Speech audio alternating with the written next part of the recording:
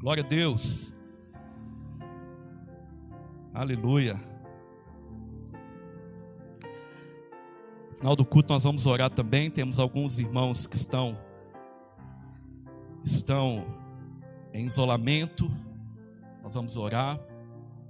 Vamos orar também pela nossa irmã, né? Regina. Nós estamos orando por ela. Está se recuperando. E hoje nós tivemos boas notícias a respeito dela. É bem provável que essa semana ela sai do CTI e vai para o quarto. Então nós também vamos orar. Amém? Glória a Deus. E ela mandou falar comigo assim: pastor, assim que eu sair eu quero me batizar. E eu estou crendo que Deus vai fazer um milagre. Amém? Mas eu já tive vontade de ir lá, só que não pode, que ela está no CTI, e batizar ela lá no leito. Né? Mas não pode, que ela está no CTI. Então está saindo.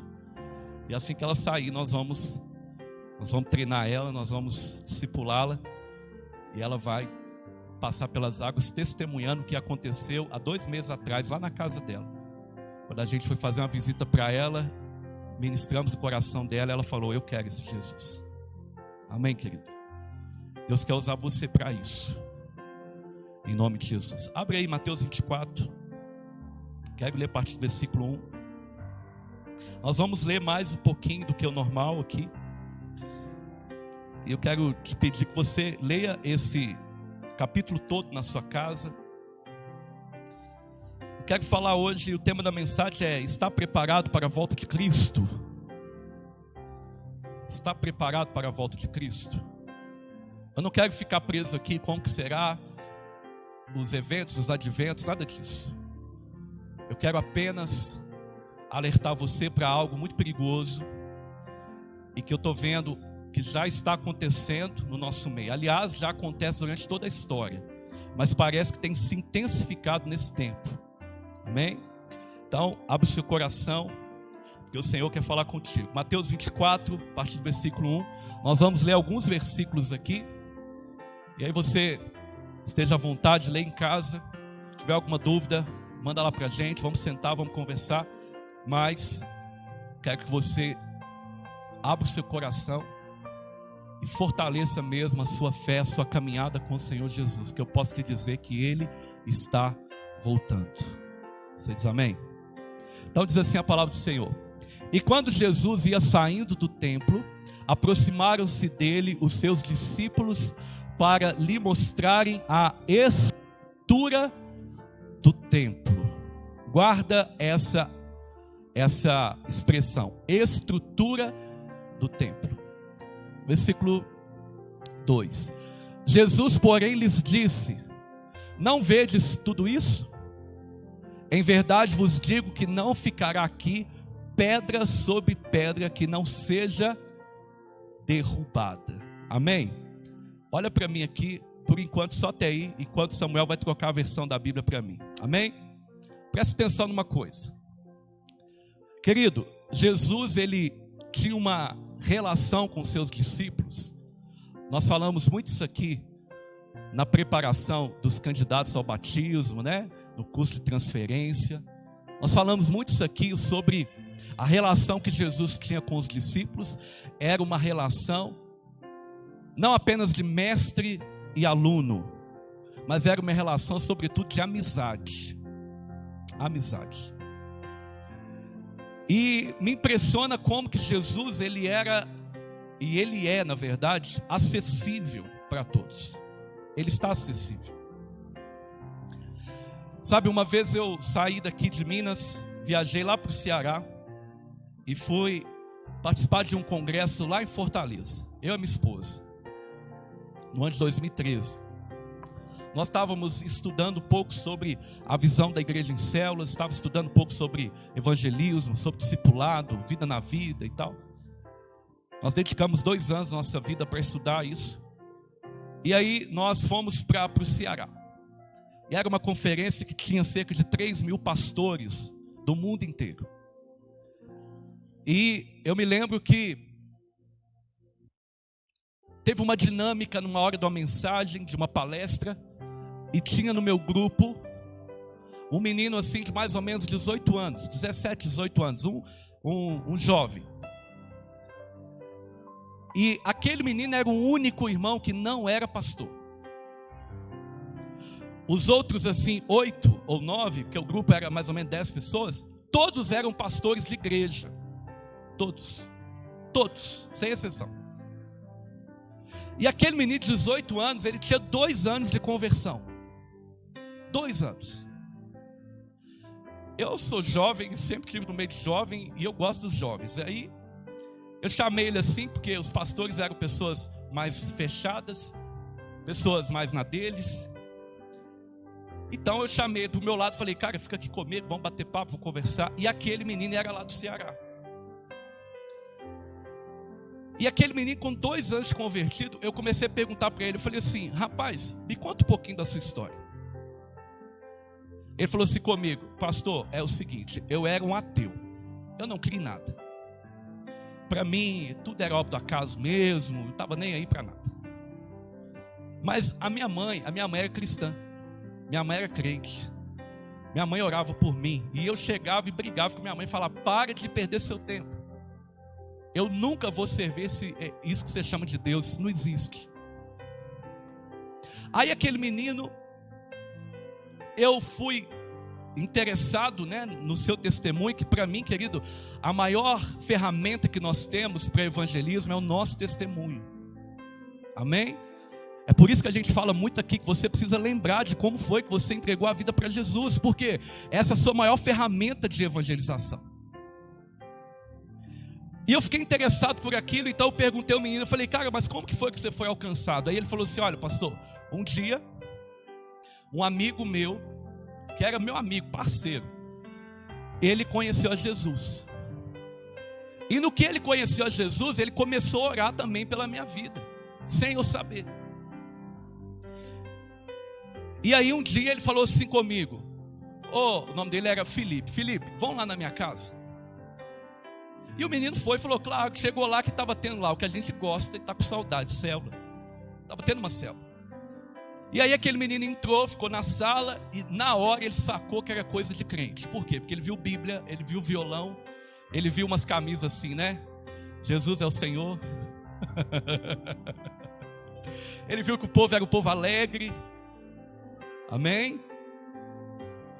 E aí ele ficou ali, ele falou, não acredito que o meu amigo me trouxe para uma reunião de crente.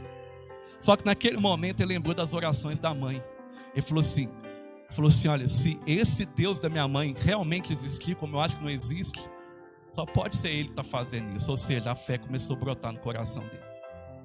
E o que aconteceu, querido? Aquele menino participou ali, fechado, mas ele se sentiu acolhido. E no final, nesse dia, era o que a gente chama na célula de evento de colheita, né? Ou célula do amigo, o dia que a gente chama os nossos amigos. No final, um rapaz chegou para ele e falou assim, cara, você conhece Jesus? Ele falou assim, não quero saber e tem raiva de quem conhece. Ele falou isso. Cearense é assim, né, irmão? Cadê? O Laureano tá aí? Tá aí, né? O Laureano não é, né, Laureano? Porque veio para mim, mas o cearense geralmente é curto e grosso, né? Aí ele falou assim, eu não sei, não quero saber e tem raiva de quem conhece. Mas só que aquele menino era inteligente, estava cheio do Espírito Santo, cheio do amor de Jesus. Aí ele falou assim, olha, não filho, tudo bem, só que eu quero dizer para você que desse jeito ele ainda te ama. E esse menino contou para mim assim, pastor, ninguém nunca falou que me amava, nem meu pai, nem minha mãe, ninguém. E eu me interessei por esse Jesus, só simplesmente pela frase que aquele menino falou, Jesus te ama. Aí ele começou a frequentar aquela célula, ele entregou a vida para Jesus, se batizou, firmou na igreja, consolidou a sua fé. E numa hora lá daquela dinâmica, irmão, depois de escutar aquilo, aqueles pastores já estavam todos constrangidos. Aquele menino falou assim, olha pastor, eu estou aqui, sabe por quê? Porque hoje, inteira, 20 pessoas que eu levei para Jesus. Eu tenho levado uma pessoa para Jesus por mês. Hoje inteira 20 pessoas e está aqui, olha lá, está vendo aquele menino lá? Ó? Aquele menino lá é meu amigo, estava igual eu. Ele entregou a vida para Jesus semana passada. Irmão, nesse momento os pastores olharam para o outro e ficaram assim. E aí veio uma pergunta de um dos pastores mais anciãos que tinha. Falou assim: filho, deixa eu te falar uma coisa. Como é que você faz isso? Aí falou assim: pastor, simplesmente eu sou acessível. Quando os meus amigos me procuram, eu estou disponível. Quando os meus amigos querem um conselho, eu estou disponível. Quando os meus amigos querem uma oração, eu oro pela vida deles. Irmão, todos nós pastores que estavam ali, ele ficou constrangido, sabe por quê? Porque na maioria das vezes, nós não estamos acessíveis. Eu só quero dar esse testemunho para você, para dizer para você que a relação de Jesus com os seus discípulos era uma relação de amizade. E ainda hoje, Jesus não estando aqui, Ele deixou na nossa vida o Espírito Santo, que é também um amigo disponível. Para quê? Para que Ele possa nos ajudar, para que Ele possa trabalhar e operar a sua boa obra na nossa vida. Numa relação de amizade, perguntas são feitas. Perguntas, não perguntas que sinalizam incredulidade ou dúvida. Perguntas que sinalizam interesse. Essa série Ativação, nós falamos aqui que você precisa encarar a realidade. Quando nós falamos da transição de Moisés para Josué, nós falamos que você precisa ser cheio do Espírito Santo. E que a promessa de Joel capítulo 2 não é apenas uma promessa. Hoje ela é uma realidade para nós. Amém? E na semana passada nós falamos o seguinte: que se a gente quer viver o propósito do Senhor, nós vamos precisar entender que a gente precisa sair da caverna. A gente precisa sair da omissão. Ainda que a gente esteja vivendo dias complicados, amedrontados, como Elias estava sendo ali, estava amedrontado por Jezabel. Ainda que nós estamos vivendo esse tempo, o lugar de esconderijo não é na caverna, mas é a sombra do Onipotente. Você diz amém? E hoje, querido, nós fazemos aqui uma pergunta para você. Uma pergunta. Estamos preparados para a volta de Jesus? Essa pergunta não é para que você comece agora a ter incredulidade. Essa pergunta não é para que você passe agora a duvidar. Até porque, querido, a nossa preparação para a volta de Jesus, a nossa salvação, ela não depende do que nós estamos fazendo, mas ela depende daquilo que Jesus fez na cruz. Você diz amém? Mas eu quero te fazer essa pergunta: estamos preparados para a volta de Jesus? Se estamos preparados, ou se estamos nos preparando, se estamos caminhando com Jesus, nós vamos precisar entender que Jesus é amigo disponível para nós. E que uma coisa nós precisamos fazer: buscar conhecê-lo. Buscar conhecê-lo. E agora nós vamos continuar o texto aqui. Amém? Aqueles discípulos, eles fazem a pergunta, mas o que mais me chama a atenção no versículo 1 desse texto, é que eles convidam Jesus para olhar a estrutura do templo. Você sabe que no Antigo Testamento, o templo do Senhor, o tabernáculo, a tenda ali do encontro, tudo isso, querido, foi de grande importância. Nosso local de adoração hoje é de tamanha importância. Mas isso aqui não é o mais importante. Nós hoje somos o templo de habitação do Senhor. Nós hoje somos o tabernáculo do Senhor. O altar onde Ele quer habitar, onde Ele habita. O nosso coração é o altar onde Ele gosta de habitar. E nós precisamos entender que Jesus, Ele está aqui respondendo aqueles discípulos, e Ele está convidando aqueles discípulos a olhar para coisas que são mais relevantes, mais importantes ainda. Só que aqueles discípulos, eles chamam Jesus, convidam Jesus para ver as suas estruturas. Eu fico imaginando eles assim: olha, Jesus, está vendo esse templo aí? Olha, está sendo reconstruído. O templo havia sido destruído. E aquele tempo tinha uma enorme importância para aquele povo. Nós herdamos muito, querido, não só no catolicismo, mas também dessa origem judaica. Nós herdamos muito essa questão templista, aonde nós imaginamos, ainda tem muito disso enraizado na nossa vida, enraizado nas nossas práticas, enraizado no nosso entendimento de que esse ambiente aqui é que é a igreja. E às vezes nós estamos nos preocupando apenas com esse ambiente. Nós fizemos sim uma grande reforma aqui, nesse local. Esse local ele se torna um local santo, porque você é santo e está aqui. Você diz amém? Porque aqui você invoca o nome do Senhor. Nós fizemos sim uma grande reforma, mas isso não é o mais importante. Investimos dinheiro, energia, força, sim, mas isso não é o mais importante. E aqueles discípulos estão convidando Jesus para olhar as obras. Mas Jesus faz uma declaração. Ele já libera uma palavra profética que logo depois acontece. E ele fala assim: olha, eu afirmo a vocês, vocês estão vendo tudo isso aqui? Eu afirmo a vocês que não vai ficar pedra sobre pedra que não seja derrubado. Sabe, querido, o que eu entendo? As nossas estruturas não são capazes de carregar a glória de Deus. Aleluia. As nossas estruturas por si só, elas não trazem a glória de Deus. As nossas estruturas sozinhas, elas não trazem a manifestação de Deus. Você está entendendo isso nessa noite? Agora olha só o que acontece. No versículo 3, Jesus agora está sentado no Monte das Oliveiras. Mudou o cenário, eles não estão mais saindo do templo, eles já estão em outro lugar. Mas parece que ficou uma interrogação na mente daqueles discípulos. Lembra mais uma vez, o relacionamento de Jesus com os discípulos era um relacionamento de amizade. E aqueles discípulos parece que estão com interrogação na cabeça, e eles chegam e falam assim: Jesus, espera aí.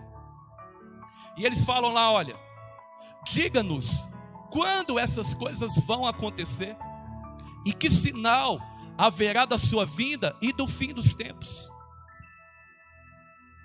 Quando Jesus lança aquela palavra profética, eles ficam interessados naquilo, e eles começam a se perguntar, e eles vão até Jesus. Sabe, querido, deixa eu te falar uma coisa. O meu medo nesse tempo é que eu estou vendo uma geração cheia de dúvida, mas que ao invés de ir para Jesus, ela vai para a internet. Ela está com dúvida, como que vai acontecer? Ela está perguntando: olha, como é que vai ser isso? O que eu tenho que me preparar? Como que vai ser? O que eu preciso corrigir aqui? Será que eu preciso aprofundar mais? Mas ela, ao invés de ir para a palavra, ao invés dela ir para a presença de Jesus, ao invés dela ir aprender com Jesus, ela vai para tudo enquanto é notícia. Deixa eu te falar uma coisa: nós somos a geração mais informada e desinformada da história. Nós somos a geração mais informada que recebe tanta informação. A velocidade da informação, querido, é algo assim, espetacular. Diariamente nós estamos recebendo o quê? Informações na nossa caixa de entrada. Estamos recebendo informações no nosso smartphone, na TV, no rádio. E é muita informação que às vezes não dá tempo nem de discerni-las.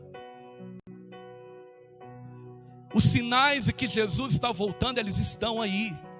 Você crê nisso? Eles estão aí.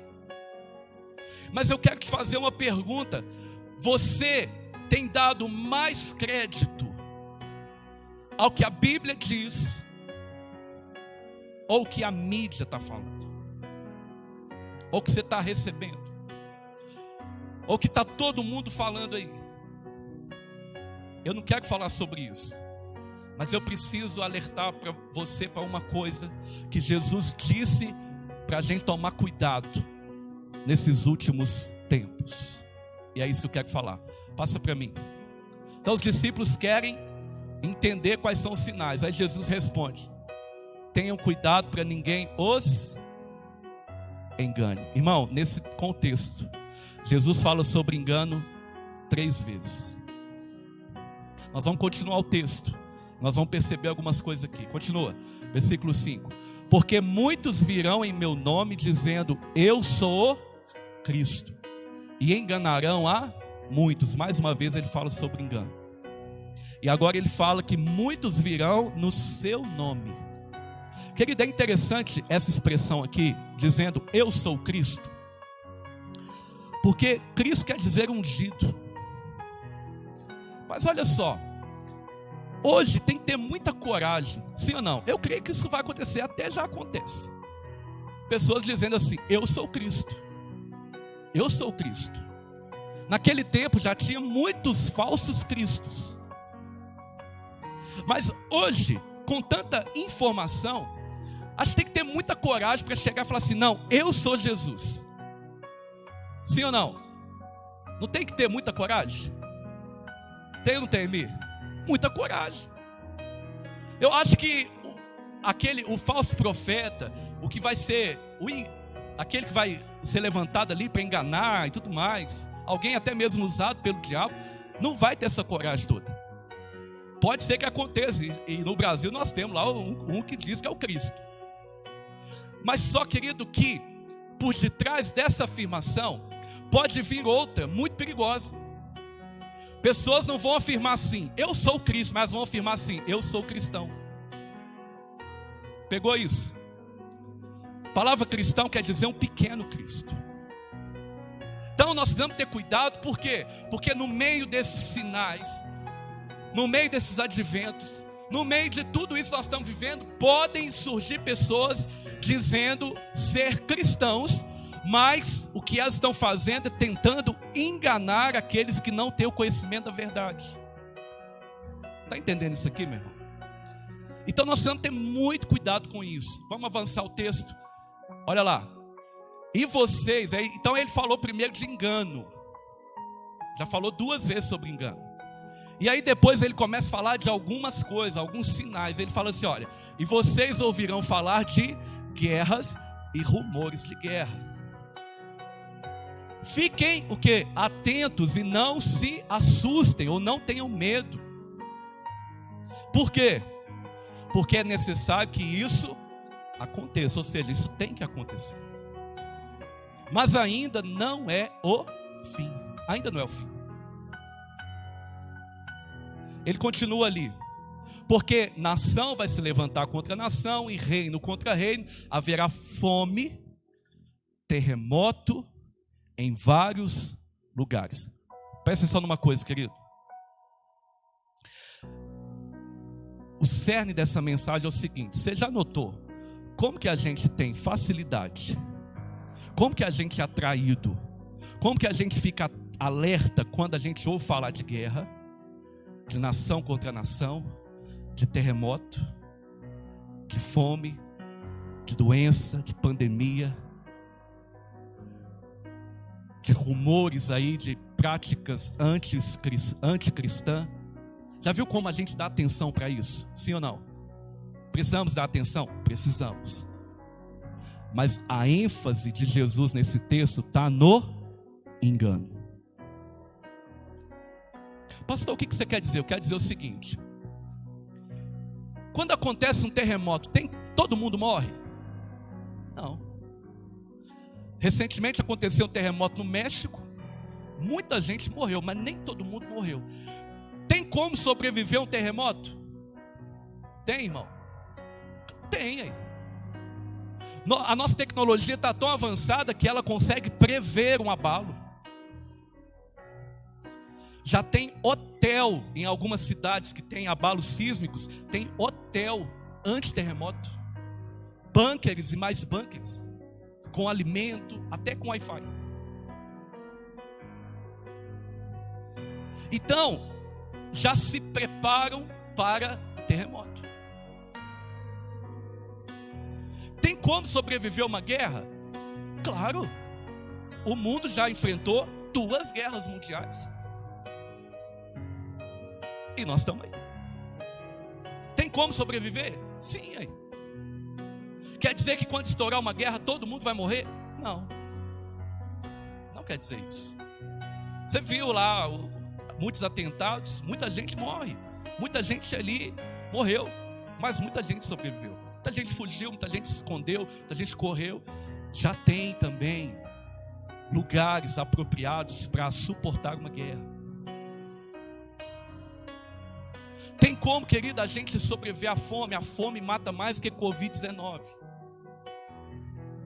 Alguma estatística diz que hoje 5 milhões de pessoas vão dormir com fome. Tem como sobreviver à fome? Tem. É só a gente repartir o que a gente tem. Tem como? Tem. Se no nosso meio aqui, ou alguém conhecido, ou alguém perto da gente, essa semana nós doamos cestas básicas. Fala assim, olha, eu estou tendo que comer. Rapidinho a gente mobiliza. E a gente leva algo. Ainda que não seja tudo, mas alguma coisa. Então tem como dar um jeito para a fome? Tem. Por que isso não acontece? Por causa da ganância, por causa do egoísmo. Eu não sei se você lembra, mas ano passado, no início da pandemia, eu liberei uma palavra sobre a igreja, dizendo assim, igreja, nesse ano nós vamos ter que aprender a tirar o que está na mesa e dar para quem não tem. Então tem como sobreviver? Tem. É só a gente começar a repartir. Agora, outra coisa ali que ele fala, volta para mim, Samuel, versículo 7. Olha lá, nação contra nação, reino contra reino. Querido, tudo isso já acontece e talvez vai se intensificar a cada dia mais com o passar do tempo e com a multiplicação da maldade, da iniquidade. Mas preste atenção numa coisa. Pastor, e como então que nós vamos nos preparar contra os enganos? Como que eu então vou ficar atento ao engano? Primeira coisa, você precisa entender o quão é importante você saber que vão surgir pessoas usadas por Satanás e todo governo anticristo para quê? Para tentar te enganar. E isso não vai surgir, isso já acontece. Aliás, isso já acontece desde o início, quando o homem caiu. Só que às vezes a nossa ênfase está no terremoto que está acontecendo, na guerra que está quase estourando, na fome que está multiplicando, na ciência que está multiplicando, nos rumores de guerra, nos rumores de teoria de conspiração e tudo mais, no governo contra governo e tudo mais, e a gente não lembra disso aqui, ó, engano. E querido, minha maior preocupação é se se a igreja do Senhor, e eu me incluo nela, nossa igreja, se nós estamos nos preocupados com isso. Pastor, como que eu vou lidar contra o engano? Primeira coisa, saber que tem a possibilidade de você ser enganado. Senão você não busca a verdade. Segunda coisa, buscar a verdade. Buscar a verdade. Passa o texto para mim, Samuel. Versículo 8. Porém, todas essas coisas são o princípio das dores. 9. Vocês serão entregues para serem maltratados e eles os matarão. Vocês serão odiados por todas as nações por causa do meu nome. Nesse tempo, muitos vão de se escandalizar, trair e odiar uns aos outros. Muitos falsos profetas se levantarão, mais uma vez, e enganarão a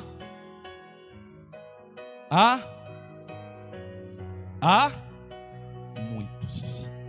Querido, presta atenção nessa palavra muitos. O que é um muito para você?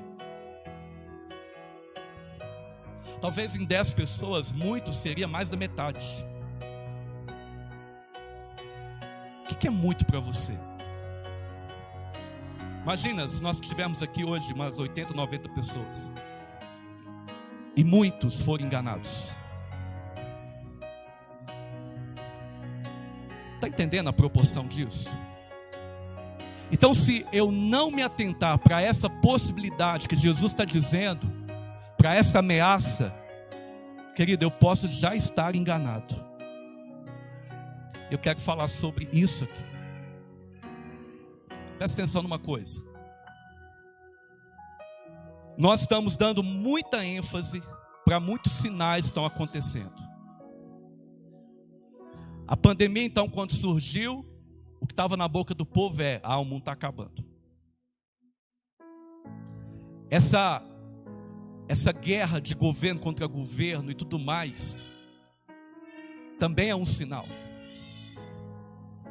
A maldade no coração do homem a iniquidade sendo multiplicada e o amor esfriando, também é sinal.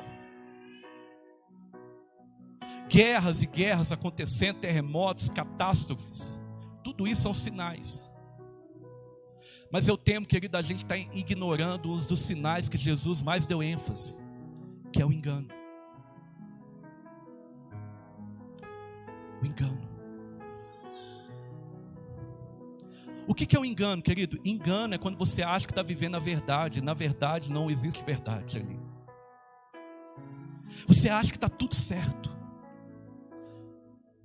Você acha que você está certinho assim, indo mesmo. Indo no melhor caminho. Mas quando na verdade isso não está acontecendo, você está enganado. Quantas vezes nós já enfrentamos experiências na nossa vida, já enfrentamos situações que a gente falou assim, meu Deus, como é que eu estava enganado? Qual que é o sentimento que vem? Ah, se eu pudesse fazer diferente. Hoje eu vi uma frase muito interessante dizer assim, olha, a religiosidade ela só tem um efeito no coração do homem, produzir uma cauterização em relação ao arrependimento. Ou seja, um religioso ele diz que não precisa se arrepender de mais nada, que já está tudo ok. Engano. Se Jesus ele dá essa ênfase que nos últimos dias esse engano que já acontece, Satanás está aí, querido. Ele está aí. E da mesma forma, lá na criação, que ele enganou Eva, ele está aí tentando enganar. Se Jesus dá essa ênfase para essa possibilidade de ser enganado, será que nós não devemos responder com o contrário? E como eu respondo com o contrário? Buscando a verdade. Quem aqui trabalha no comércio? Levanta a mão. Amém. Tem muito comerciante. Quem trabalha no comércio recebe dinheiro toda hora. Sim ou não? E na sua mão passa dinheiro toda hora. E a gente sabe que o mercado de notas falsas, irmão, ele cresce muito. A gente recebe até na nossa rede social, quer comprar dinheiro falso. Mas a pessoa que descobre que a nota é falsa, não é porque ela se especializou no falso. Quando o Banco Central ele libera uma nova nota, uma nova cédula, o que ele traz? Ele traz a verdade da nota. Ele demonstra as características do que tem numa nota verdadeira. Então, por ter contato com a nota verdadeira, o que aquela pessoa faz? Quando ela pega uma nota falsa, ela, essa aí não. Quando a gente estava fazendo a obra aqui, eu fui com o irmão lá em Belo Horizonte, a gente foi comprar esses materiais elétricos aqui. E aí eu peguei o dinheiro com a tesoureira, né, com a tesouraria e fui comprar. Quando nós chegamos lá, aí na hora de pagar, garrou, irmão. A menina foi contar a nota assim, ela parou numa nota. Eu falei, não é possível. A gente anda com um monte de nota falsa aí, irmão, e às vezes a gente nem sabe por quê, nós não somos especialistas. Mas aquela menina, quando ela parou assim, eu falei, não é possível ter algum problema com essa nota. Aí eu perguntei para ela, falei, filha, tem algum problema? Ela falou assim, não, peraí, vou conferir aqui. Aí chamou o gerente, lá na loja elétrica. Aí o gerente já veio, eu falei, meu Deus, e agora? E detalhe, a gente estava com o dinheiro à conta, porque a gente tinha feito o orçamento. Então não tinha mais. Se tivesse nota falsa, tem que deixar a mercadoria para trás. E aí o que aconteceu? E o problema, irmão, é o constrangimento da pessoa, talvez a pessoa achar que a gente está fazendo aquilo por querer. Aí a menina foi, conferiu, o gerente veio, quando ele bateu o olho, falou assim, não é falsa não, pode passar. Aí eu aliviei, aí eu lembrei, meu Deus, essa nota alguém pôs no gasofilaço. Eu lembrei disso. Então a pessoa conhece, ela discerne o falso, não é por ficar conhecendo o falso,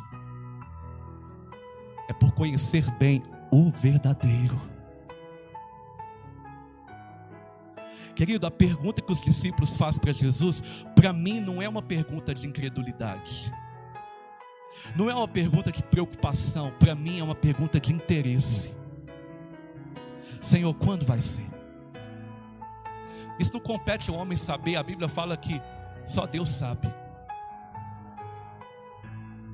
Mas quando eles dizem, eles perguntam: Senhor, quais são os sinais? Querido, a igreja primitiva, ela entendeu tanto isso, que ela viveu como se Jesus fosse voltar hoje, daqui a pouco, agora. Jesus tinha acabado de subir aos céus. Eles tinham se revestido do Espírito Santo ali em Pentecostes. E a partir do momento que eles começam a testemunhar de Jesus pregando o evangelho do reino, eles pregam como se Jesus já fosse voltar, como se Jesus fosse voltar amanhã. E ele sai pregando e dizendo: arrependei-vos, crede no evangelho, arrependei-vos, crede no evangelho, se renda a Jesus.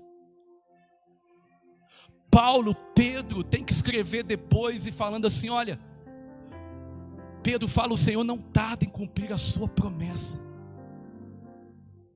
Querido, isso há 2000 anos atrás. As pessoas já viviam como se Jesus fosse voltar agora. E nós, como é que nós estamos vivendo? Nós estamos vivendo como se Jesus nunca fosse voltar. Nós estamos criando cada vez mais construções e construções, estacas e estacas nessa terra. Nós estamos cada dia mais criando expectativas a respeito dessa terra. Querido, Deus é bom, Deus tem prazer em nos abençoar, Deus tem prazer em derramar provisão na nossa vida. Mas, querido, a nossa expectativa, a nossa esperança, a nossa fé não está nessa terra. Aleluia! Não pode estar nessa terra. E por que eu estou sendo enganado? Por que nós estamos sendo enganados? Por quê? Porque por não ter essa esperança de que Cristo vai voltar, a gente passa a não conhecê-lo. O nosso interesse, ele fica um interesse superficial. A gente se resume isso a frequentar um culto dia de domingo. A gente se resume isso a apenas dizer: não, eu sou cristão, evangélico. Mas diariamente nós não temos interesse em conhecer o Salvador da nossa vida, o nosso Senhor. O nosso relacionamento com Ele é uma vergonha.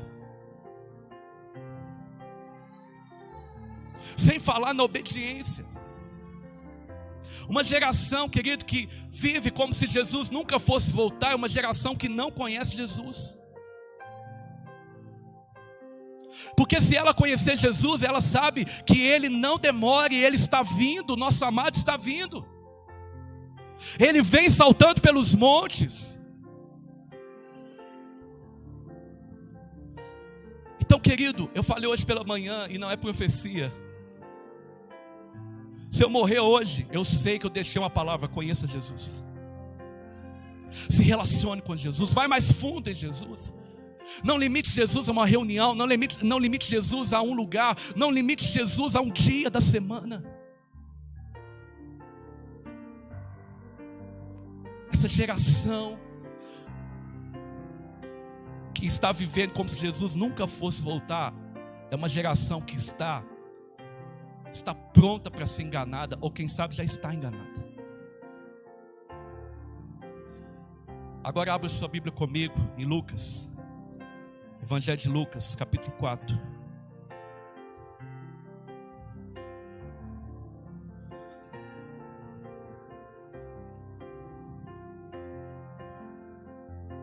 Lucas capítulo 4.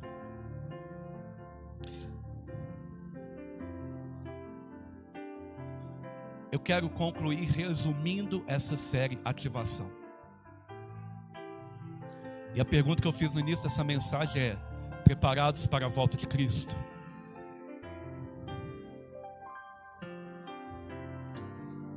Olha o que está acontecendo aí, querido. Esse é o episódio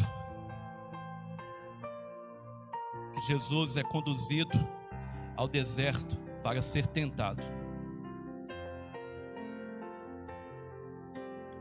Olha o que a Bíblia diz.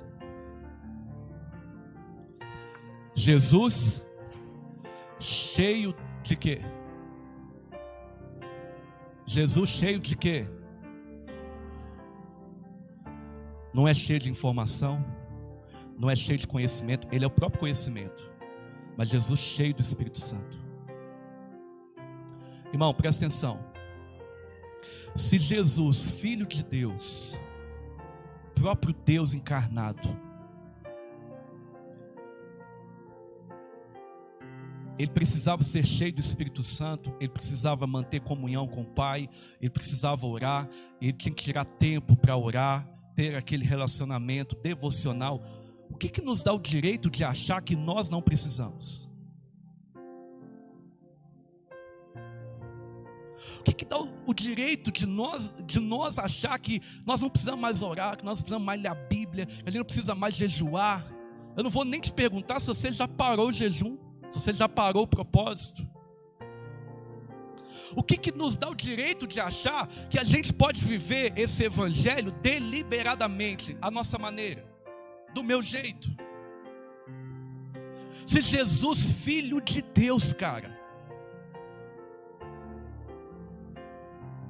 ele sabe da importância dessas coisas, ele sabe que ele precisava disso. Por que nós estamos vivendo aquém? Olha lá, ele voltou do Jordão, por quê? Porque ele tinha sido batizado. Por que você está aí em dúvida até hoje se você vai se batizar ou não? Se Jesus, o nosso Rei, nosso Senhor, ele se batizou e disse: é necessário que isso aconteça, para que se cumpra a Escritura. Sabia que tem uma conversa aí fora, que a igreja não precisa mais cumprir a ordenança do batismo? Sabia disso? Estão pegando a ideia de que batismo não salva, e não salva mesmo. Mas todo salvo quer se batizar. Amém? Então dizendo o seguinte: não precisa não, esse negócio aí, isso tanto faz, isso é invenção da igreja, isso é evento da igreja. Se Jesus, querido, ele faz questão de deixar para nós tudo que é disciplina, tudo que é princípio, tudo que é valor, tudo que é prática, que nós precisamos fazer. Por que nós não vamos fazer? Por que nós vamos ignorar? Por que nós vamos nos dar o direito de renunciar a essas coisas? Olha só o que acontece.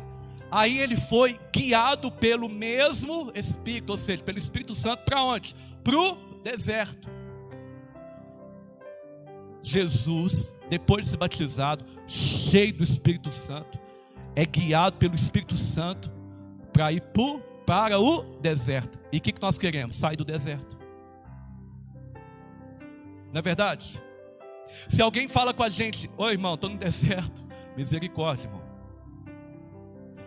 Irmão, o deserto ele só é ruim se Deus não está lá, se Jesus não está lá. Mas se Ele estiver lá, Ele é uma escola do Senhor. Está entendendo isso? E às vezes é necessário que a gente passe pelo deserto, para a gente aprender a obedecer os desígnios do Senhor. Aí Jesus vai para o deserto. Aí olha só o que acontece. Durante 40 dias ele ficou ali sendo tentado pelo meu Deus, pastor, o diabo está se levantando. É mesmo? Uai, é isso que ele faz. Pastor, o diabo está pelejando contra a minha vida. É mesmo? É, ué. É isso que ele faz.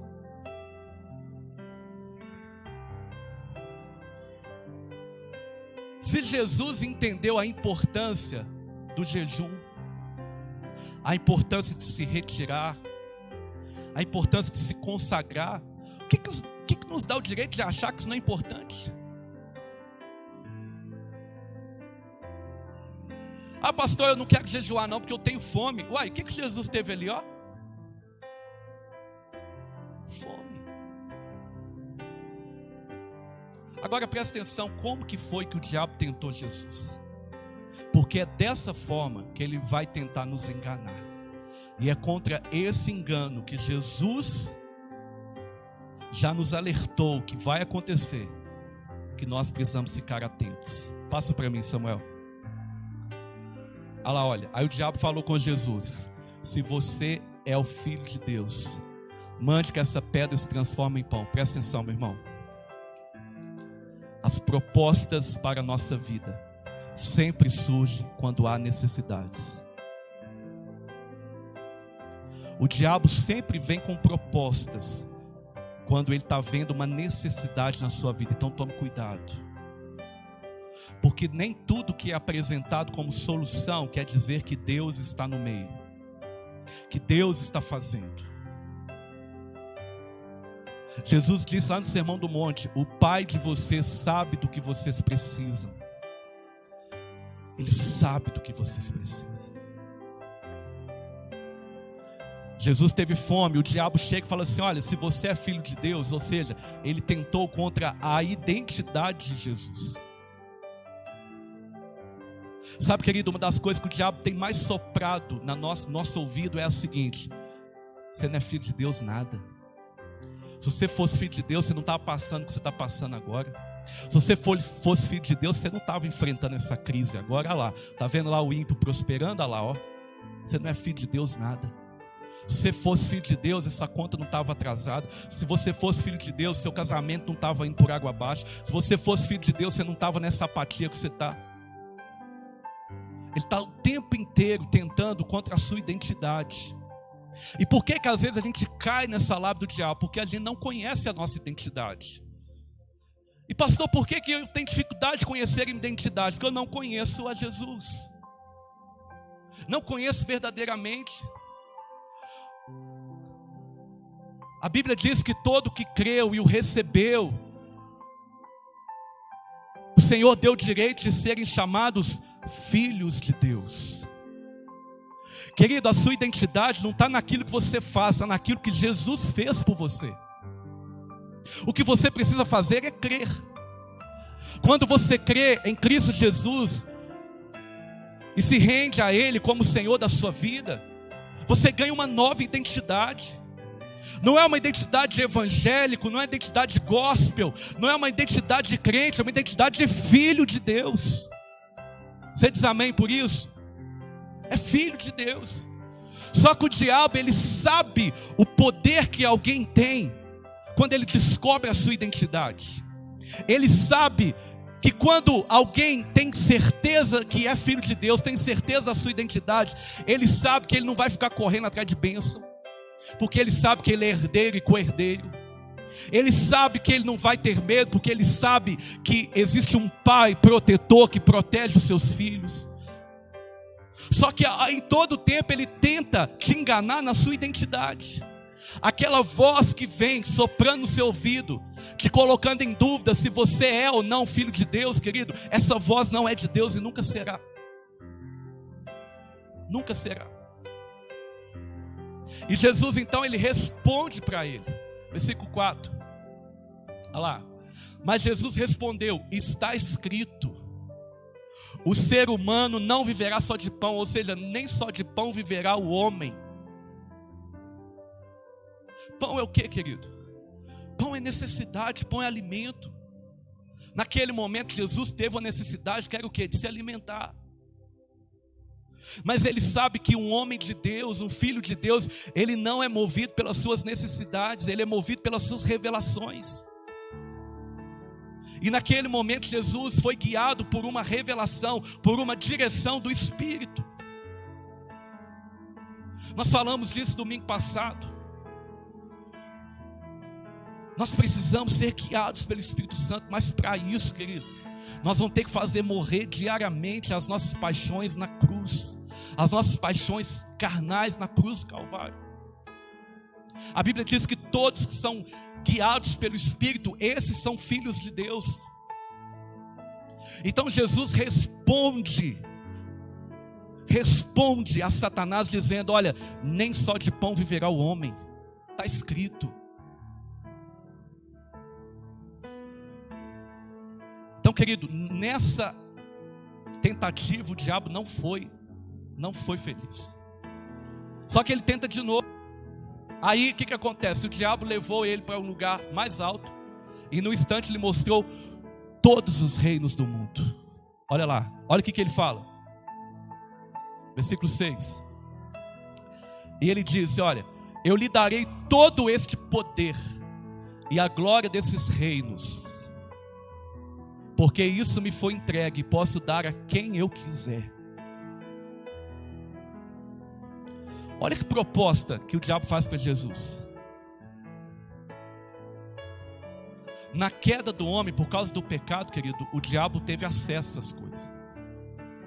É por isso que lá em Efésios, Paulo diz que a nossa guerra não é contra a carne e o sangue, mas é contra principados e potestades que dominam esse mundo tenebroso. É por isso que a Bíblia diz que nesse mundo jaz o maligno. Satanás e seus demônios têm imperado. Mas, querido, Jesus o venceu na cruz do Calvário. Só que até nesse momento Jesus não tinha ido para a cruz. E Satanás estava propondo para Jesus o seguinte: Jesus, eu sei,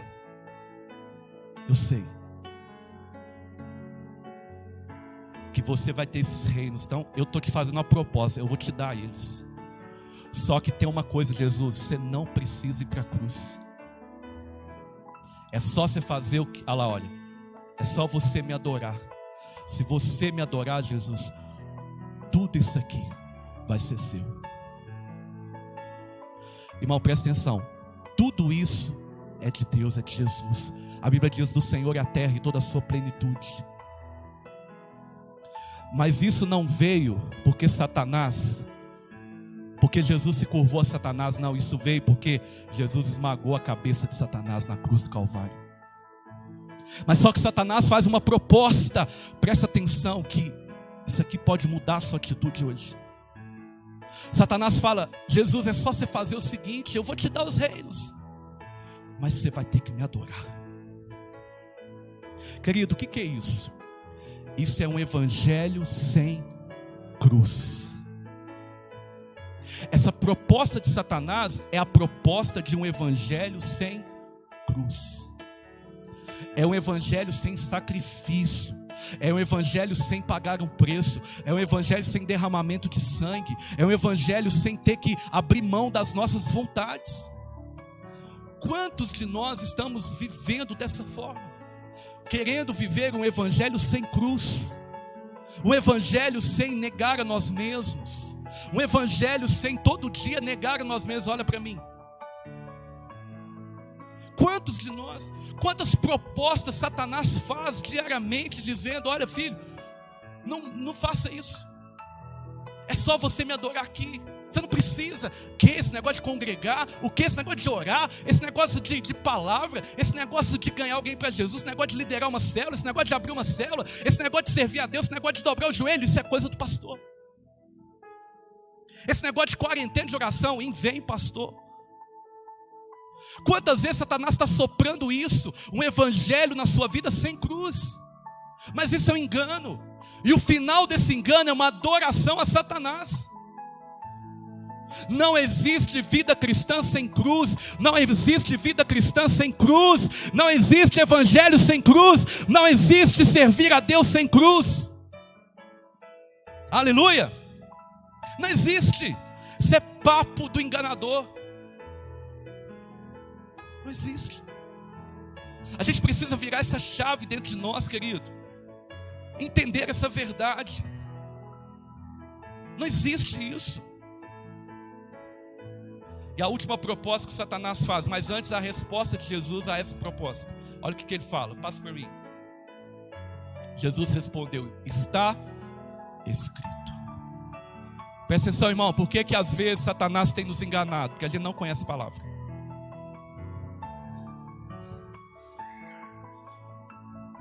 Se tem uma coisa que Satanás se submete, é a palavra de Deus. Se você se levanta dizendo: está escrito, ele não tem mais o que contestar. Ele tem que se calar e sair em retirada. Às vezes você enfrenta uma possessão demoníaca quando você diz assim: ó, está escrito que eu vou dar ordem a demônios, eles vão embora. Sai em nome de Jesus. Aquela autoridade está sobre a sua vida. Não é porque você jejuou, orou, buscou, nada não. É porque Jesus te deu. E Satanás sabe disso, então ele tem que ir embora. Por que nós estamos perdendo diante das propostas de Satanás? Que ele não conhece a palavra.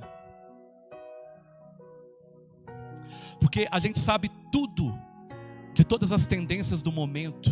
A gente segue todos os blogueirinhos de plantão. A gente segue tudo que tem na internet, mas a gente não segue a palavra. A gente não se dedica à palavra. A gente fica refém apenas de um pregador. Querido, que saudade que eu tenho das pessoas procurar o pastor e falar assim: pastor, Deus me falou isso nesse texto. As nossas conversas são conversas vazias, sobretudo superficiais. Você pode torcer, às vezes você pode torcer uma pessoa, virar de cabeça para baixo, que não sai um princípio bíblico, não sai um versículo.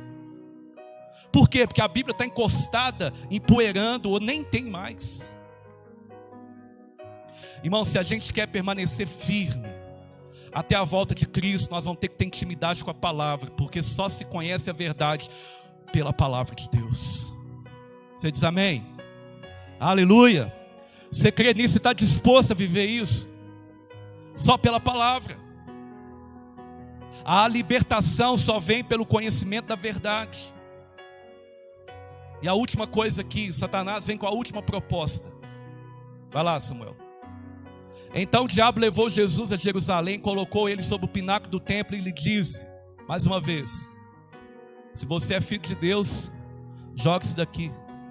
E ele respondeu, aí ó, porque está escrito, ó, até Satanás conhece a Bíblia, ó.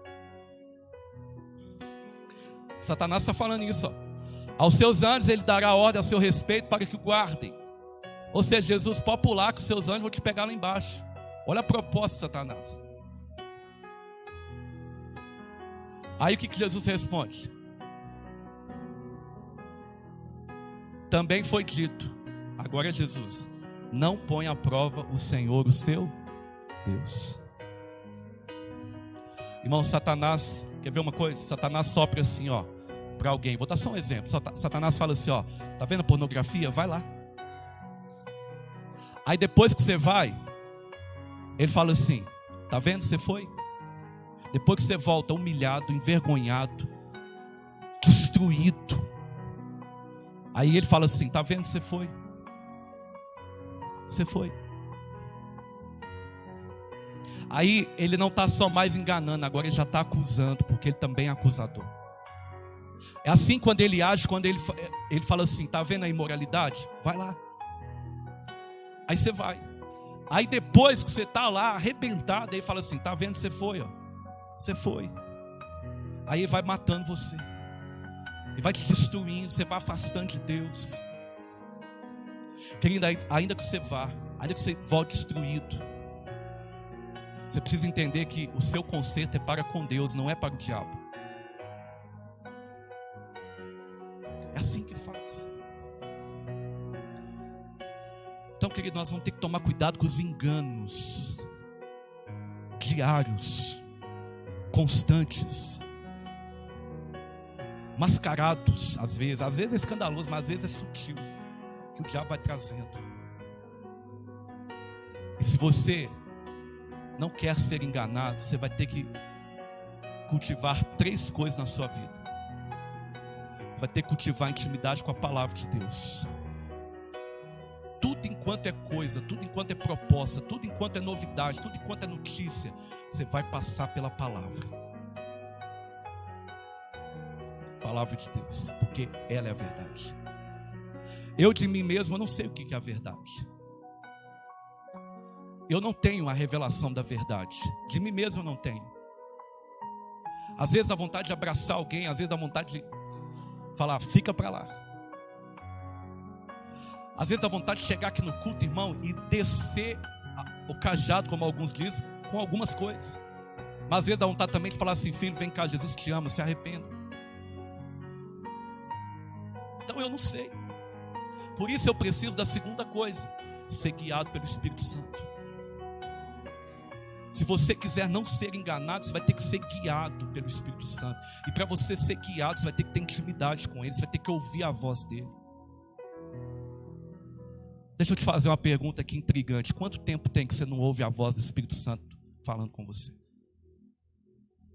Quanto tempo tem que você não tem uma experiência com o Senhor? Quanto tempo tem que você não tem, sabe, aquela grande experiência com o Senhor, ou aquela pequena, toda experiência é experiência. Mas a gente fala assim, uau, é Deus, cara, é Ele. Quanto tempo? E a terceira e última coisa, se você quer não ser enganado, você vai ter que conhecer a verdade, e Cristo é a verdade. Ele diz, eu sou o caminho, a verdade e a vida. Estamos preparados para a volta de Jesus? Agora não é mais uma pergunta, agora é uma afirmação. Estamos preparados para a volta de Jesus, sabe por quê? Porque lá em Romanos 8, ele diz, já não há nenhuma condenação para o cristão em Cristo Jesus. Ele diz que os nossos sofrimentos atuais não podem ser comparados à glória que será revelada. Ele diz que todas as coisas cooperam para o bem daqueles que amam a Deus. E ele diz, nada pode nos separar do amor de Deus que está em Jesus Cristo. Sabe por que nós estamos preparados para a volta de Jesus, irmão? Porque é Ele quem guarda o nosso tesouro até o dia final. Mas essa certeza só tem quem se rendeu a Jesus. Só tem quem entregou a vida para Jesus. Essa certeza só tem quem entendeu que é pecador e que o único que pode salvá-lo, o único que pode tirá-lo desse domínio e do poder do pecado e da condenação do pecado é Cristo Jesus. Só tem essa certeza quem um dia nasceu de novo em Cristo Jesus para uma nova vida. E nessa nova vida, querida, essa certeza da nossa vida, ela nos faz perseverar até o fim. E é por isso que nós somos salvos. Não é pela perseverança apenas, mas é pela certeza de que não mais vivo eu, mas Cristo vive em mim. E se Ele vive em mim, o diabo não pode me tocar, o diabo não pode me destruir. Porque Ele, Jesus, Ele vive em mim pela presença do Espírito Santo. Fica de pé no seu lugar. Eu quero te fazer agora, não é mais uma pergunta. Eu quero que você saia daqui com uma certeza. Estou preparado para a volta de Jesus. Talvez agora você lembre daquele pecado que você cometeu hoje. Talvez agora você lembre de alguma área da sua vida que tem que ser alinhada. Então faça. Se é pecado, confesse. Se é alguma área da sua vida que precisa ser alinhada, volte para Ele correndo e diga, Senhor, opera. Eu quero te fazer essa pergunta. Se Jesus voltar agora, irmão, você tem certeza? Você tem certeza de que você vai ouvir o seu nome? Essa certeza, ela só vem da certeza de salvação em Cristo Jesus. Não é pelas boas obras, não é por aquilo que eu faço, deixei de fazer. É a certeza de que Cristo me resgatou e eu nasci de novo nele. Se você não tem essa certeza, hoje existe aqui um convite para você. Se renda a Ele. Entrega a sua vida para Jesus. Confessa a Ele como Senhor e Salvador da sua vida e diga, eu não quero mais duvidar, não quero ter mais dúvida, eu quero me render a Jesus, Ele é o único que pode me salvar.